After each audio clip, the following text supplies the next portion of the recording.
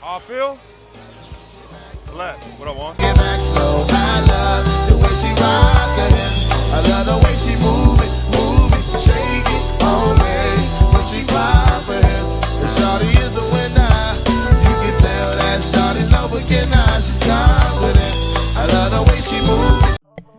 YouTube, what's going on? It's Juan Gotti here. We another Washington Commanders video, and in today's video, I'm coming on here with a video where we're going to be talking about head coach Ron Rivera putting up a sign that reads "Do your job" in the players' locker room. So without further ado, let's get straight into today's video. But before we do, make sure you guys go down below, leave a like on this video, subscribe if you're new, and turn on post notifications so you get notified when I upload new videos like this to the channel. We're on the road to 7,000 subscribers. Please hit that subscribe button again if you haven't already. Thank you so much. Let's get straight into today's video. So, ladies and gentlemen, it is Thursday, and this report came out yesterday, and I decided to make a video on it today because I got a few things I want to say about it. So, apparently, according to Giovanni, Ron Rivera put up a sign on the door to the Commanders' locker room that reads, "Do your job," in all caps. Now, you're probably wondering, like myself, why did Ron Rivera decide to do this? He said, and I quote, "Because I think looking at the tape, watching the games, our previous 5 games, looking at some of the stuff that I read, the numbers, obviously to me, there are sense and feel that we're not doing the things that we need to do." So, how do I feel about this? And you're welcome to put it down below in the comment section. How do you personally feel about it? Honestly speaking, man, I mean, it's okay, it's cool. I guess it can be used as a motivational tool. But for me personally, it kind of feels like Ron is indirectly saying, "Hey, look, we doing our job. We putting the players in the right position, and they're just not executing." And that's just how I essentially read it. And do I agree with that? No. I feel like the reason why the Washington Commanders has been losing these last 3 games, or is now on a losing streak rather, because of coaching mainly. Outside of that Buffalo Bills game, where we just got totally destroyed, I feel like it's been coaching. Okay, the Bills lost. You know, the Eagles lost. Then you got now obviously the Bears lost. That's 3 in a row. You go from 2-0 to 2-3, and I feel like majority of that is coaching. Now, why do I say that? I mean, you look at the Bills game. Why is Stephon Diggs able to just get one-on-one coverage with a cornerback, and you just don't make no adjustments to stop Stephon Diggs? We know he's their best player. We know that he is going to want to get the ball. We know that they're going to try to game plan to get him the ball the most. What did he have? A 13 targets, and he caught 11 of them? Why are we not stopping that? Why are we not putting no effort to stop that? A.J. Brown, last year he was on locks. Why is Juice not on him, first of all? Second of all, why are we allowing him to get 175 yards and not making no adjustments? That's not players. That's coaching. And although I didn't necessarily disagree with this call, now that you're thinking about it, right?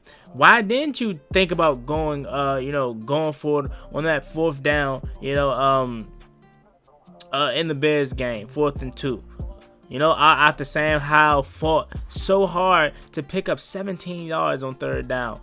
You know what I'm saying? You could have thought about it. Now, again, like I said, I didn't disagree with it, kick the field goal, blah, blah, blah. But you could have went for it. And then that Eagles game, again, another reason where I say I don't necessarily disagree with it, but for the people that did want him to go for 2, I'm not mad at you for it, because you definitely could have, because now that you think about it, it's no excuse. You got to show up and play anytime you're called upon. But you look at it like this: hey, look, my team got a short week on Thursday Night Football. They're playing the Bears. Although they are a winless team, they're still very, very, very much of a threat. So do I go for 2, try to win it here?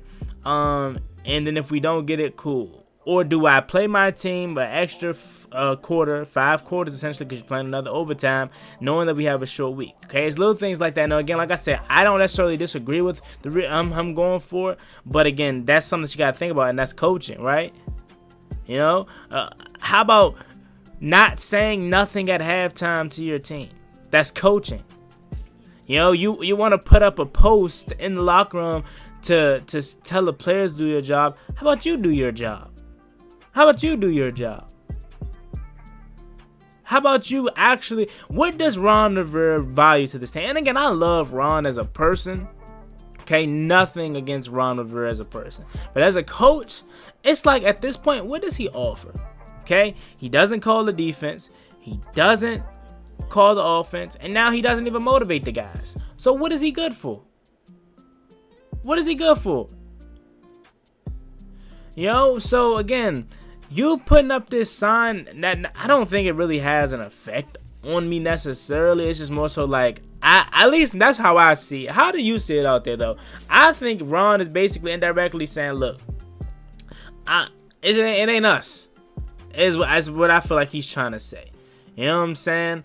I think it's been a collective effort, but I feel like it's more on the coaching staff, because your coaching staff is required to put your players in positions to be successful. And I felt like, especially on the defensive end, and you're a defensive-minded head coach, although you're not calling defensive plays, you're supposed to know this.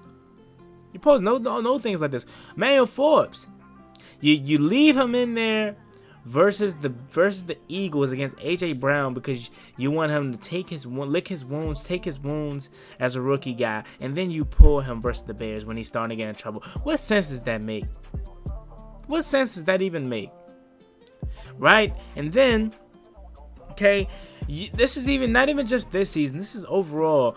You're a defensive coach. You're a former linebacker. So is Jack Del Rio, and you continue to neglect the linebacker position.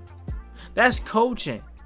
You just had the worst draft class, I think, in NFL history. If we're looking at team by teams, the worst draft class, it has to go down as one of the worst in history, because none of your picks are contributing right now. You feel me? So that's coaching. Again, this is what I was told. Before you put the blame on somebody else, look yourself in the mirror and see what you contribute to this. The aggression that Ron Rivera once had, he no longer has that. That's coaching. That's you. One week you want to show that you believe in your team, then next week you want to shrivel up on your team. What is it going to be, Ron? And that's why people are sick and tired of Ron Rivera, because it's the same thing every year. Nothing has changed. It's like we're recycling the same movie, but we've watched it a billion times and we know it word for word, line for line. It's annoying. Again, whoop-de-doo. Maybe this will light the fire under the guys that Ron Rivera put. You know what would have lit a fire under the guys? If you talk to them at halftime. These guys need let's keep it a buck. Some of these guys need to get chewed out, man. And it ain't coming from a place of hatred. It's coming from a place of love. You're too good.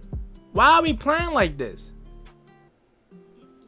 Once I heard him say, yeah, I didn't say nothing to the guys, I'm like, okay, yeah, we lost. We lost. What do you mean you didn't say? You're down 27-3 and you have nothing to say to your guys? No wonder why I looked lackadaisical. No wonder why I looked like they didn't care, because what is the mood and the tone that their head coach is giving off by him not saying nothing? I don't care. What mood is your coach giving off when he just stands on the sideline with his arms crossed? I don't care. And again, I understand Ron may not be that guy, that emotional, emoted, run up and down the sideline kind of guy, especially since a guy that's in his 60s, and he just had cancer. So again, that also plays into the factor. But it's like you can be so much better. You could be so much better.